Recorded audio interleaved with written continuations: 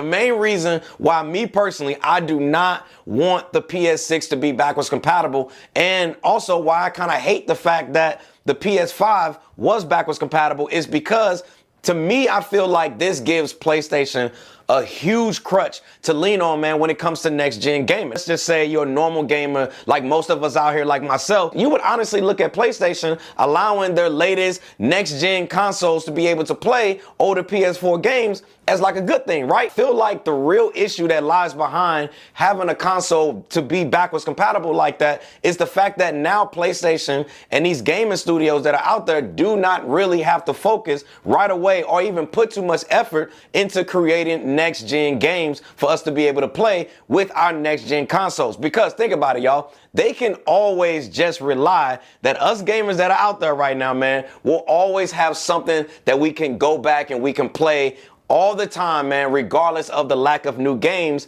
that they have been promising for us for the longest and not really being able to put out because they got games that are backwards compatible. What's going on, guys? Welcome back to the channel. And I have to say, this is probably a video that I heavily don't agree with. And we're going to break it down talking about the PlayStation and just consoles in general. And I'm going to give you guys my takes on that video and just everything when it comes to backwards compatibility. But before we do, if you guys haven't, make sure you subscribe to the channel, like the video, dislike, whatever you want to do, it all helps out. So typically, I don't like doing videos where I'm kind of going against other different YouTubers and things that they have to say and do. But I saw this video and it really made me think, and I was like, really? Backwards compatibility is a bad thing?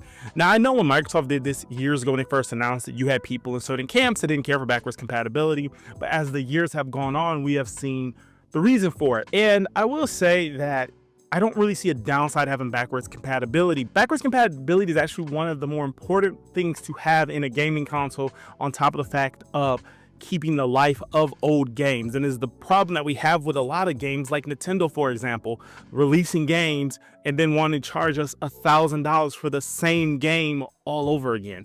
And I don't think that we should cut off the ability to have backwards compatibility.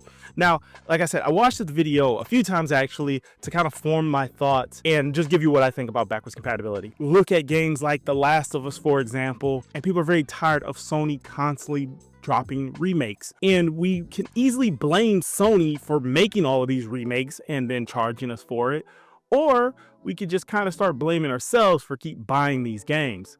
Now, in reality, there is a whole list of games that Sony has probably came out this generation where just remake after remake after remake.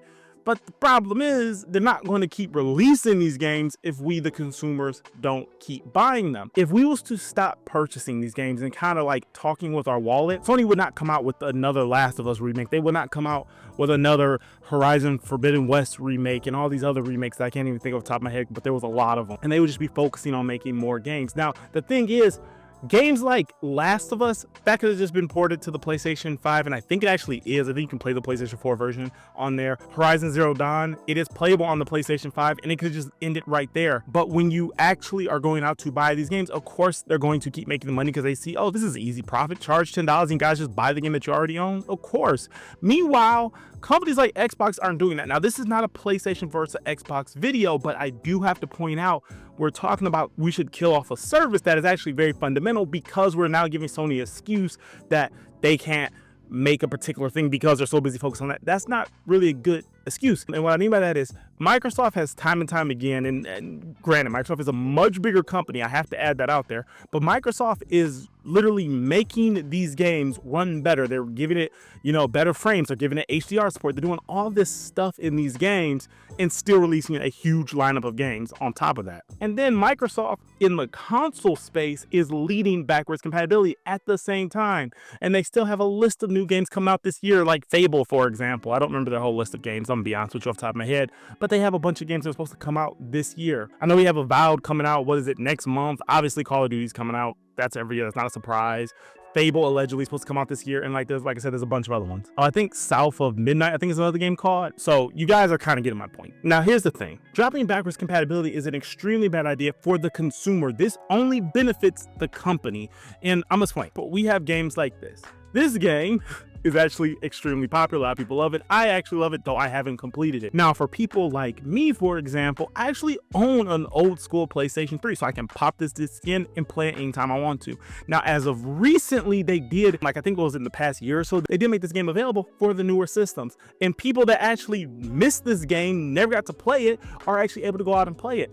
Instead of telling someone to go find a PlayStation 3 that happens to run well. I'm gonna give you a quick example. My wife last year for our anniversary bought me an old school Xbox, and guess what? That old school Xbox broke like literally a week later because the caps inside of it blown because of how old it is. Now I have to go get the caps refixed. So all these old Xbox games I have sitting over here, I can't play until I get the stupid caps replaced on my Xbox. Would it be nice to put it into my Xbox Series X? Yes, and some of them do work, but a lot of them, like 007 Nightfire or Desert Storm, for example, do not work on the Series X because whatever backwards compatibility is blocking it. So I can't relive that experience. Is it taking crazy man hours away from me playing new Xbox games? No, because guess what? I'm still paying for my Xbox membership. If a new Xbox game comes out that I want, I'm still gonna buy it.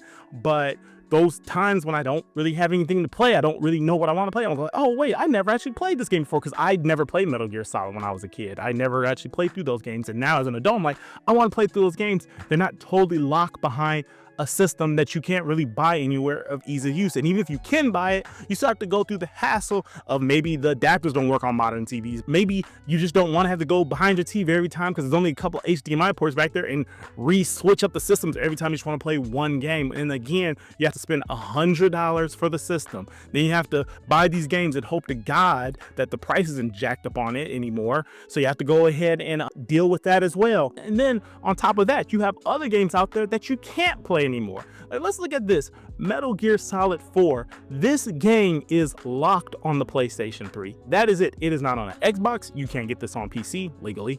You can. I don't know if there's an illegal version, but it probably is.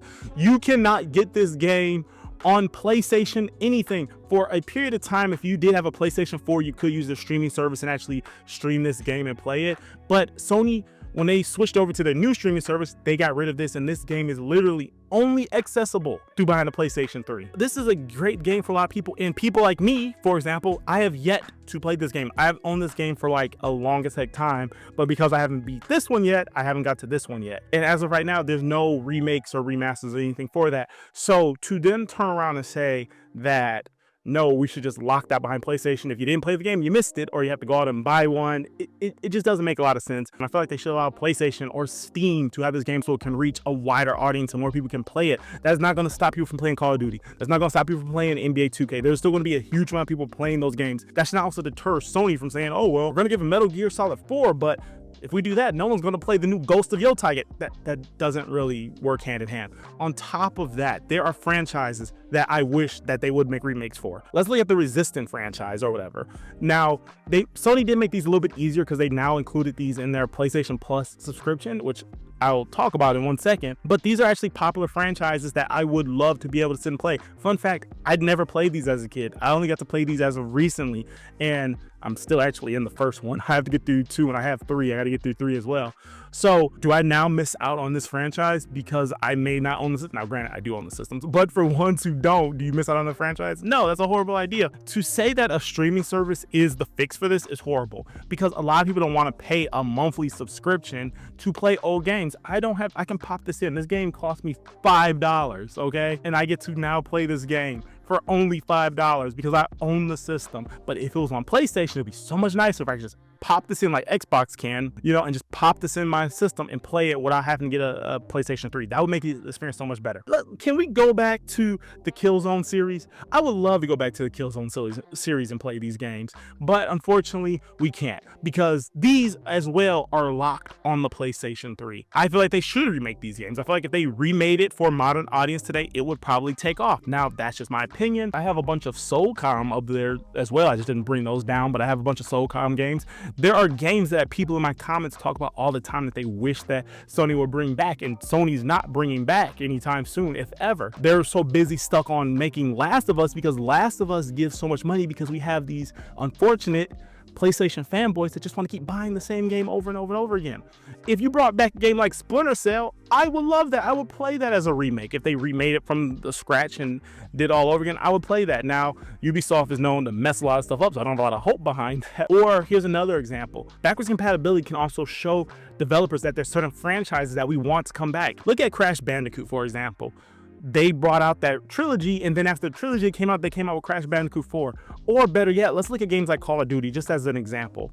If you release Call of Duty right now in this year and everyone hates the game and everyone's like, I want to play a Call of Duty game, but this is trash, I'm gonna go jump on Black Ops 2 from 1 billion years ago and the servers are packed. Don't you think companies like Microsoft are gonna take notice? Now, maybe Activision may not actually care about that. Other companies might actually care about that. They may look at the formula of what's popular because people are playing this. Look at games like Suicide Squad. More people are actively playing Batman Arkham than they are playing Suicide Squad. So what is that making Warner Brothers do? Now they're making another Batman game because of backwards compatibility, because they see that more people are playing these older games instead of going with this live service, instead of going that route. So maybe we'll get that new Batman game that we wanted.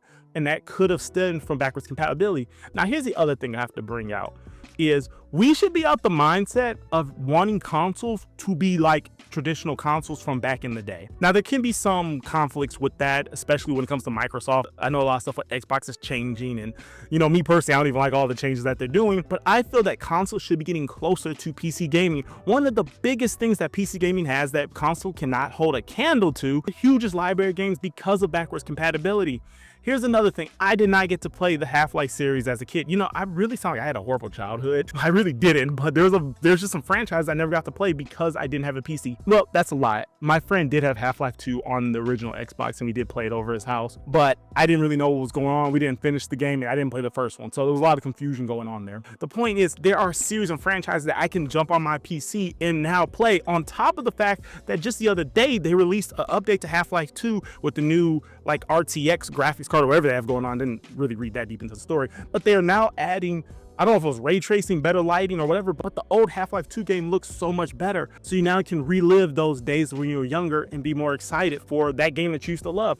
Is this taken away from sales of new games coming out? I don't think that if they was to let Killzone be runnable on my PlayStation 5, or when they just released all 3 of the Sly Cooper games on PlayStation 5, I don't think that that's going to take away from Black Myth Wukong sales. Now, as far as launch games goes, there were a few that came out on PlayStation when it first came out. There was Astro's Playroom, there was Spider-Man Miles Morales, you had Demon's Souls, you did have the Spider-Man remaster, but that only came with Miles Morales, and you had Sackboy. I think that was it.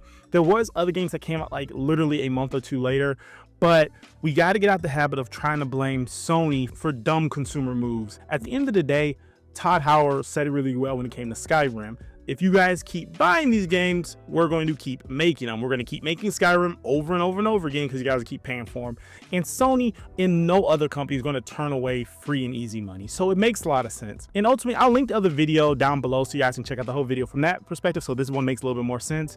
But I just don't see the concept of stopping backwards compatibility when PC has been doing it for years and it has not caused any issues. When Microsoft has been doubling down on it and hasn't been causing any issues, I don't see why we're even looking at Sony in that aspect. Like I said, PlayStation does not need to give an excuse, and there's not really a good excuse to not keep promoting backwards compatibility games. Like I said earlier in the video, this is allowing people that may have never got to play the game to finally play it.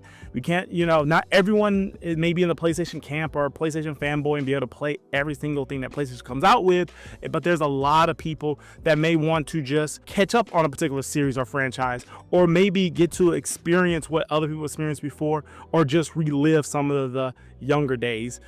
For example, that's like saying you shouldn't make Halo backwards compatible, or you shouldn't do Master Chief Collection. People on Xbox are begging that they come out with a new Halo CE, a revitalized version. So there's ways that you can do remakes, there's ways that you can do remasters, and it still be beneficial to the company and be beneficial to the players, but it doesn't stop the new games coming out. Sony has more than enough studios where they can hand off maybe a franchise and say, hey, can you remaster this game? Or hey, can you go remake it or whatever, while we focus on the next big Sony game. The problem is that Sony is spending hundreds of millions of dollars on games. Maybe games should not cost $400 million. Maybe it should cost $1 million. Smaller games, still a combined, tight, good story. If the story is good and the gameplay is solid, we don't need these $100 million games. But that's the reason why Sony's putting out more and more remakes, for example, or remasters, because they'll see that they'll sell. That's a game that they can drop to extend till their next game comes out. And it's like, it's not a lot of effort. So comment down below what you guys feel about this. Again, I'm heavily against the thought process of taking away backwards compatibility when, again, other platforms do it easily and just as fine. It doesn't stop creativity at all. But that's just my thoughts. Comment down below. What do you guys feel? And if you guys haven't already, make sure you subscribe to the channel. Again, like I said, I don't like ranting on other people's videos at all, and I'm not going to make this a thing, but I just looked at this and I was like, this doesn't make any sense whatsoever. But as always, guys, I will catch you all in the next video. See ya.